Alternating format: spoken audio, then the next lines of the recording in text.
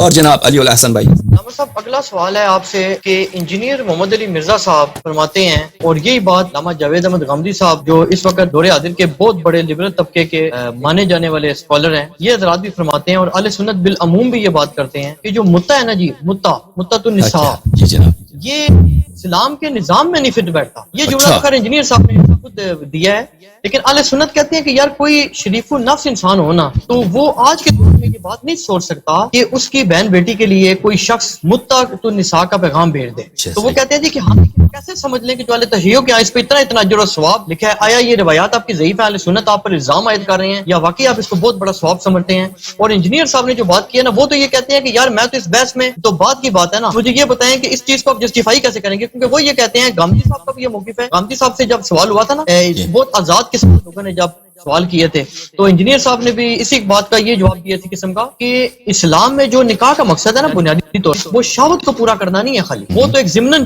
یعنی اولاد حاصل کرنا، لیکن وہ کہتے ہیں کہ بنیادی مقصد جو اسلام میں نکاح کا جو کنسیپٹ ہے، اس کے پیچھے جو فلسفی ہے نا، وہ یہ ہے کہ ایک پاکیزہ قائم ہو جو بیسیکلی دو افراد کے درمیان نہیں ہے بلکہ ان سے زیادہ ان کے پورے دو خاندانوں کے درمیان رشتہ قائم ہو رہا ہے، ایک معاشرے کی بنیاد ہے. تو وہ کہتے ہیں متع تو صرف شہوت کے لیے، تو یہ اسلام میں آپ کو داخل کرنا، کیا جواب دیں گے آپ؟ یہ جو آپ کے مخالفین اسلام ہیں ان کو کیا منہ دکھائیں گے آپ؟ ٹھیک ہے، اسلام ہے کس چیز کا نام؟ میرے عزیز میرے بھائی علی الحسن صاحب، آپ مجھے بتائیں کیا اسلام ہمارے احساسات اور ہمارے غیرت کی بات ہے جو ہم احساس کریں، جو ہمارے ذہن میں ہو، جو ہمارے شعور میں ہو، اس چیز کا نام ہے؟ یا اسلام اس چیز کا نام ہے جو اللہ نے اور اللہ کے رسول صلی اللہ علیہ وسلم نے فرمایا؟ آپ مجھے اس کا جواب دیں پہلے. ہمارے احساسات کی کوئی ویلیو نہیں ہے جی، کوئی ویلیو نہیں. ٹھیک ہے، دیکھیے عزیزو، کہتے ہیں کہ یہ انجینئر محمد علی افضال نے فرمایا کہ اسلام میں نہیں فٹ ہوتا متعہ کس کو بولتے ہیں؟ میں پہلی بات ہے متعہ کی تعریف دکھاتا ہوں جماعت مخالفین کو، ان کے اپنے میں جو بھی دکھاتا ہوں نصوص ان کے بڑے علماء کی دکھاتا ہوں اور ان کے بہت مانے ہوئے علماء. چلیں میں زیادہ بات نہیں کرتا تاکہ آپ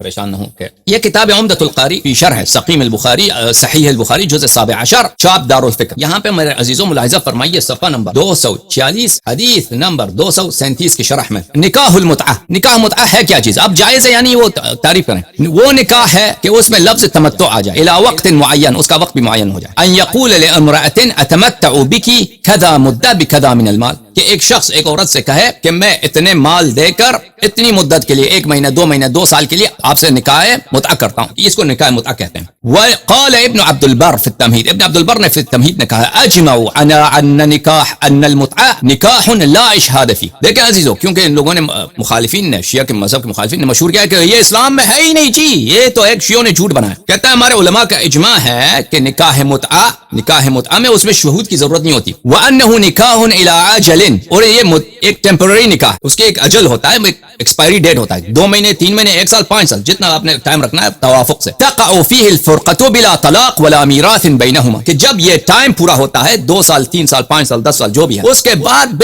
طلاق کی ضرورت نہیں ہوتی. ایکسپائری ڈیٹ کے آتے ہی فوراً یہ اپنے ایک دوسرے کے نامحرم بن جاتے ہیں. عورت کو عدہ رکھنا پڑتا ہے، اور اگر اس وقت مر جائے، مثلا شوہر مر جائے دوران نکاح جب یہ آپس میں متعہ کے کانٹریکٹ میں تھے، یا عورت مر جائے یا مرد مر جائے، تو میاں خاوند کے درمیان اس میں میراث نہیں ہوتا. یہ فرق ہے. وہذا لیس حکم الزوجات فی کتاب اللہ ولا سنت رسولہ صلی اللہ علیہ وسلم. انسان کا جو زوجہ ہوتا ہے یا شوہر ہوتا ہے جو نکاح دائم میں، اس کا یہ حکم نہیں ہے کہ اس میں کہ فرقہ بلا طلاق حاصل ہو، یا اس میں یعنی افتراق کے لیے طلاق کی ضرورت ہوتی ہے، یا اس میں میراث نہ ہو. اچھا، اس آیت قرآنی کو دیکھ لیجئے، سورہ نساء ہے، آیت نمبر 23 میں شروع ہوتا ہے حرمت علیکم امہاتکم. اللہ تعالیٰ اس آیت میں بیان کرتا ہے، اور اگلی آیت میں بھی، کہ کون کون سے وہ عورتیں ہیں جن کے ساتھ آپ شادی نہیں کر سکتے. ماں حرام ہے، ان سے شادی کرو. بیٹی ہے، بہنیں ہیں، آپ کی پھوپھیاں ہیں اور آپ کے خالے ہیں. وہ بنات الاخ، آپ کے جو بتیجیاں ہیں. وہ بنات الاخت، اور آپ کے جو بہانجیاں ہیں. ان کے ساتھ آپ شادی نہیں کر سکتے، ان کے ساتھ نکاح نہیں ہو سکتا. اچھا، اس کے علاوہ امہات، جو مرضعہ ہے، عورت آپ کو دودھ دے دیا ہے، دودھ جس عورت کا آپ نے پیا ہے، اس کے چھاتی کا آپ نے دودھ پیا، اس عورت کے ساتھ آپ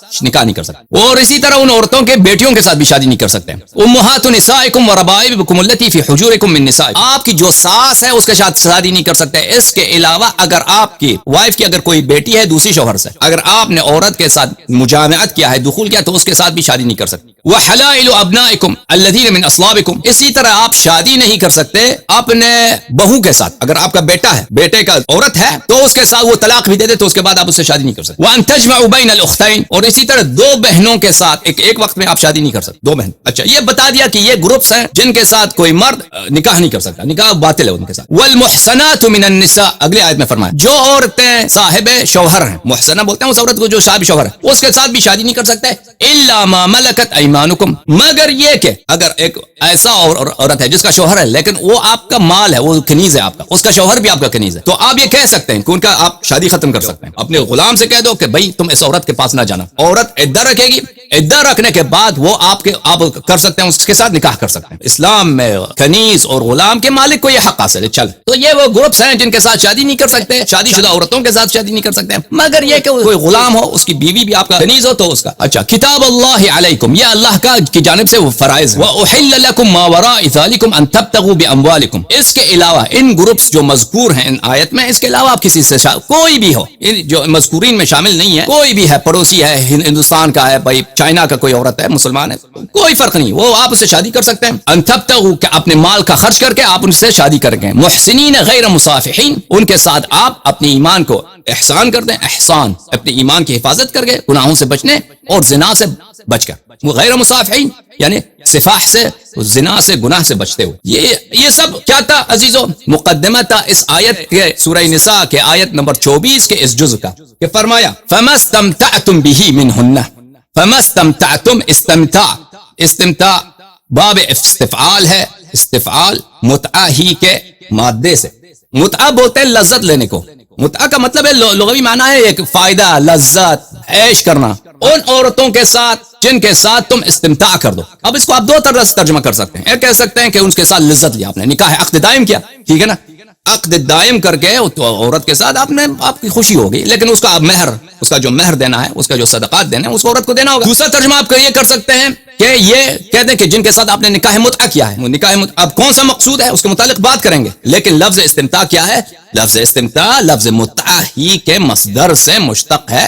باب استفعال میں جب چلا جاتا ہے تو اس کا طلب کے معنی آ جاتے ہیں، یعنی جن عورتوں کے ساتھ آپ نے عیش کیا، طلب عیش فرمایا. اچھا، فَأْتُوهُنَّ أُجُورَهُنَّ فَرِيضًا، تو ان کا اجرت یعنی ان کا مہور، ان کا مہر دینا آپ کے لیے واجب ہے، ان کو دے دیں. یہ نہ کریں کہ عورت کے ساتھ شادی کیا یا متعہ یا عقد دائم، پھر اس کو آپ جو ہے اس کا ہڑپ لیں، اس کا حق جو ہے، اس کے پیسے آپ ہڑپ لیں. نہیں، اس کو جو آپ نے تعہد کیا وہ اس کو ادا کریں. ٹھیک ہے نا. یہ آیت یہ قرآن میں ہے. اس کے متعلق میں آپ کو کچھ احادیث دکھاتا ہوں، کچھ جمہور جماعت مخالفین کے. یہ کتاب ہے المستدرک علی الصحیحین للحاکم النیشابوری، جزء ثانی، چھاپ دار الفکر، یہ سنہ 2009 میں بیروت لبنان میں چھپی کتاب ہے.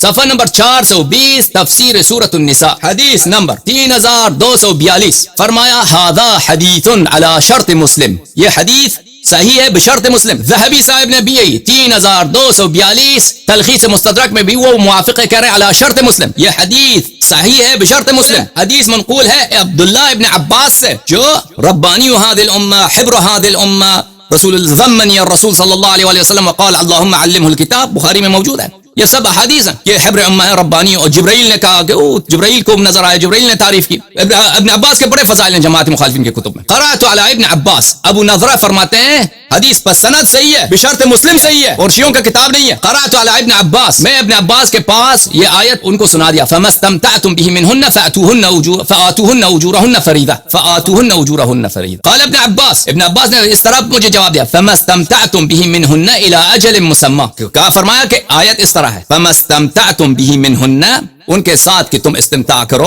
استمتاع کے میں نے کہا دو معنی آپ کر سکتے ہیں. ابن عباس نے کہا الی اجل مسمى، محدود. مسمى کس کو بولتے ہیں؟ معین. اجل بولتے ہیں وقت، محدود معین وقت تک، کہ وقت پہلے سے تعین شدہ ہے، تعین شدہ وقت تک ان کے ساتھ اگر استمتاع کرو. اس آیت کو اس طرح پڑھو. میں نے جب ابن نظر فرماتے ہیں، میں نے کہا فقلت ما نقرأها كذلك، میں نے کہا آیت تو اس طرح تو نہیں ہے، ہمارے مصاحف میں اس طرح تو نہیں لکھا، ہم اس طرح تو نہیں پڑھتے ہیں. ابن عباس نے کہا، فقال ابن عباس واللہ، اللہ کی قسم، لانزلها الله كذلك، خدا کی قسم آیت اسی طرح نازل ہوئی ہے. دیکھیں عزیزو، اب اس کے متعلق مزید آئے گا انشاءاللہ تبارک و تعالی، جب میں طبری الدر المنثور آپ کو دکھاؤں گا کہ ابی ابن کعب کے مصحف میں بھی یہی تھا کہ آیات اس طرح تھا، فما استمتعتم به منهن الى اجل مسمى، کہ یعنی یہ اصل آیت اسی طرح. اب آپ کہیں گے کہ بھئی یہ تعریف قرآن ہے، میں کہتا ہوں یہ میرا تعریف. دیکھ لیکن بعض لوگ مجھ سے سوال آپ کے متعلق آپ کیا تعریف قرآن کے قائل ہیں؟ بھائی عزیزو، ہم شیعوں کے نزدیک نہ قرآن محرف ہے نہ سنت محرف ہے، سب دین پورا کا پورا محفوظ ہے، کیونکہ اللہ تعالیٰ نے ایسا انتظام کیا کہ رسول صلی اللہ علیہ وسلم اگر دنیا سے گئے تو انہی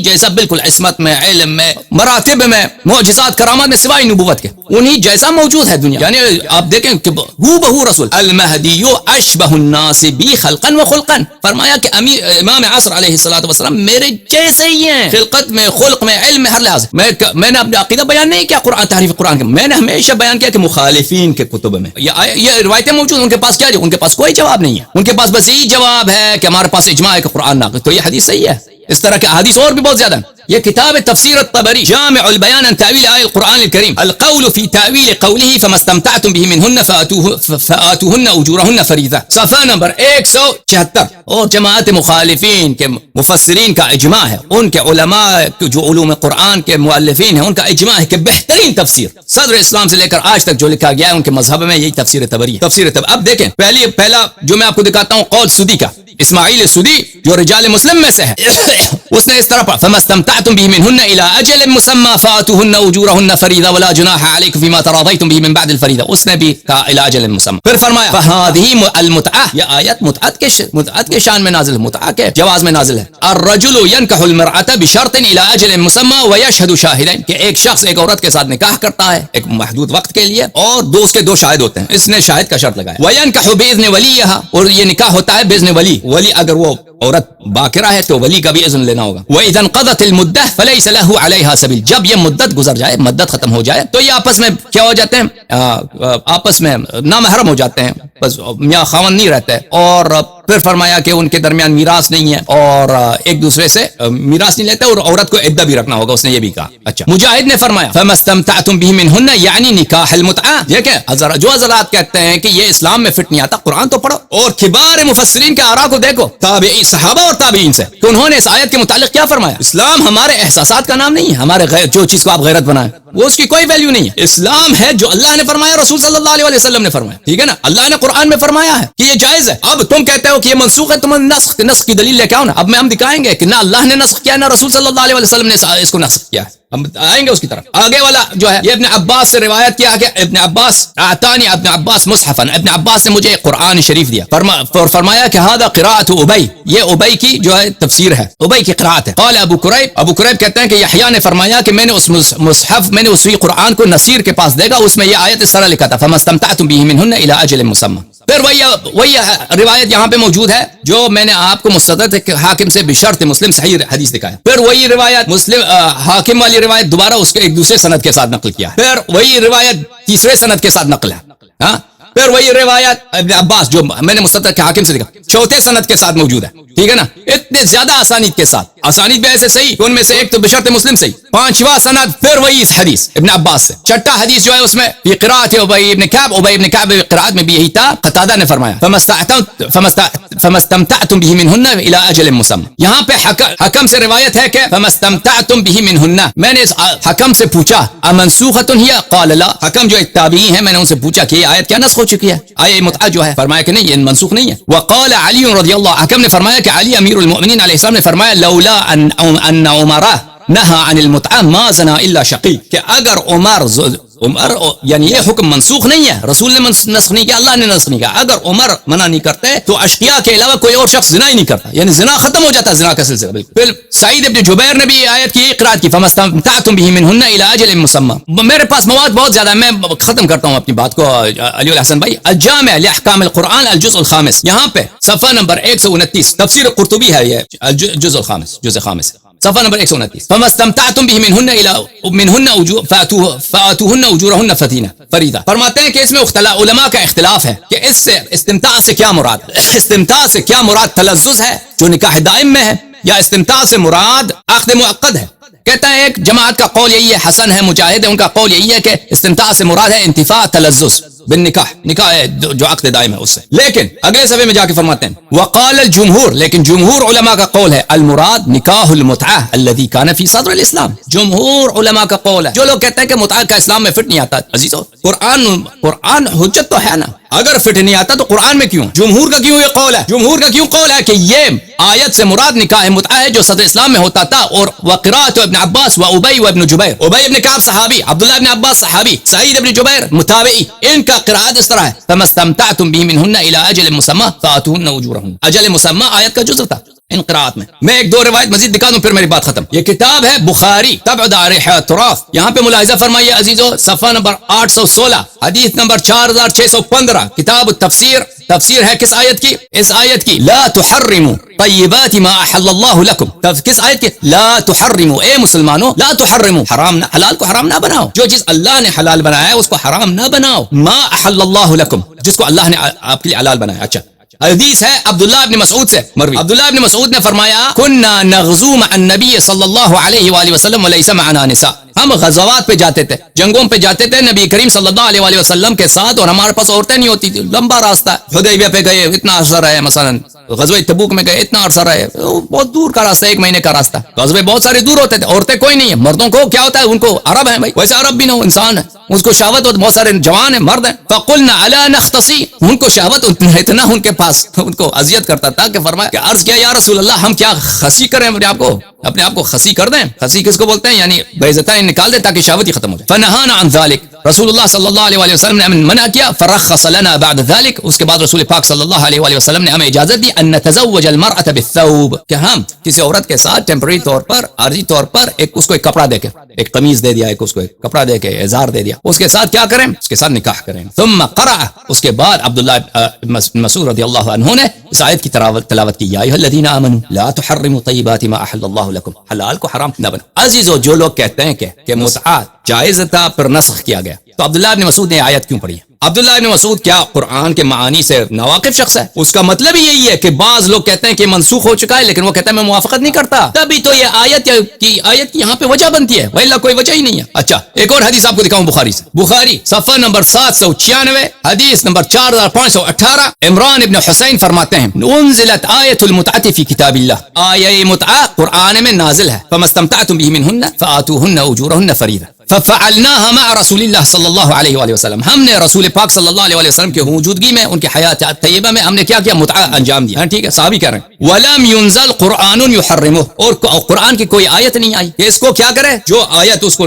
جواز قرار دیا اس کو کیا کرے, حرام بنا. ولم ينهى عنها حتى مات, اور رسول پاک صلی اللہ علیہ وسلم موت تک انہوں نے اس سے کیا نہیں کیا, اس کو منع نہیں فرمایا. پیغمبر صلی اللہ علیہ وسلم کی حیات میں ہم متع کرتے, قرآن میں آیت موجود ہے, قرآن نے منع نہیں کیا, موت تک رسول پاک صلی اللہ علیہ وسلم نے نہیں کیا. قال رجل برأيه ما شاء, ایک شخص نے اپنے اجتہاد, رائے اجتہاد سے, اس نے جو اس کی مرضی میں آیا تھا اس نے کہا. اس سے مراد کون ہے عزیزو؟ کون تھا وہ شخص؟ التوشیح لشرح جامع الصحیح, تالیف عبد الرحمن السیوطی, شرح بخاری عبد الرحمن السیوطی کی. یہاں پہ صفحہ نمبر 2770, قال محمد يقال انه عمر, وہی روایت ہے کہ محمد ابن اسماعیل بخاری نے کہا کہ يقال انه عمر, کہا جاتا ہے کہ جس نے منع کیا وہ عمر. یہاں پہ میں ایک نکتہ عرض کروں, فمن تمتع بالعمرة الى الحج, بخاری نے اس آیت کے صدر میں یہ اس روایت کے صدر میں, عنوان میں یہ آیت لے کے آئے, لیکن ہمیں پتہ ہے کہ اس روایت کا اس آیت سے تعلق نہیں ہے. تعلق اس لیے نہیں ہے کہ جب متعہ مطلقہ کہا جاتا ہے, مطلقہ کا اس سے متعۃ النساء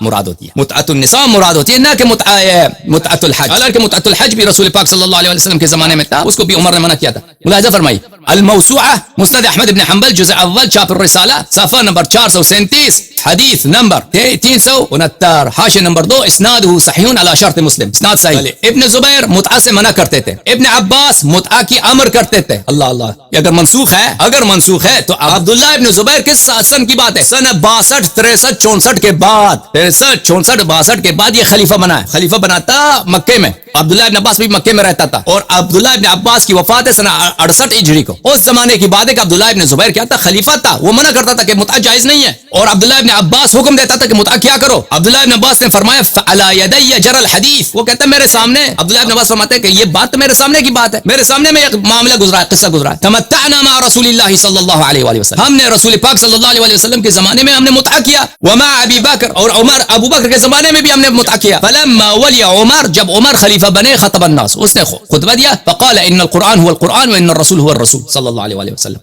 عمر نے خطبہ دیا اور کہا کہ قرآن وہی قرآن ہے، رسول وہی رسول ہے صلی اللہ علیہ وآلہ وسلم. وانہما كانا متعتان على عهد رسول اللہ صلی اللہ علیہ وآلہ. رسول پاک صلی اللہ علیہ وسلم کے زمانے میں دو متعے ہوتے تھے، احداہما متعۃ الحج والاخرى متعۃ النساء، اور دوسرا متعۃ النساء ہے. متعۃ النساء یعنی کس نے منع کیا ہے؟ رسول پاک اس حدیث میں سخت ہے کہ عمر نے منع کیا ہے، اس حصے کو ان لوگوں نے ہٹا دیا اس حدیث سے. میں وہ دکھاؤں گا آپ کو کہ وہ ہٹایا گیا ہے. تو عمر کا جو اصل خطبہ ہے وہ اس نے کہا وانا واقب، انا انہا عنہما وواقب علیہما، کہ میں منع کرتا ہوں اور جو کرے اس پہ میں زنا کا حکم جاری کر دوں. مسند احمد ابن حنبل جزء الثانی والعشرون، شاپ مؤسسۃ الرسالہ، حدیث نمبر 14479، صفحہ نمبر 365. متعتان كان على عهد النبي صلی اللہ علیہ وآلہ فنہانا عنہما عمر فانتہینا. جابر بن عبداللہ انصاری نے فرمایا کہ دو متعے ہوتے تھے رسول پاک صلی اللہ علیہ وآلہ وسلم کے زمانے میں، ایک متعۃ النساء ایک متعۃ الحاج. اس سے عمر نے منع کیا اس سے، اور پھر اس کے بعد ہم جو ہے ہم نے اس سے ہاتھ اٹھا لیا متعے سے. یہ حدیث حاشیہ نمبر 2 اسناد صحیح علی شرط مسلم. اچھی بات عزیزو، اس کے علاوہ میرے پاس دلائل بہت زیادہ ہیں،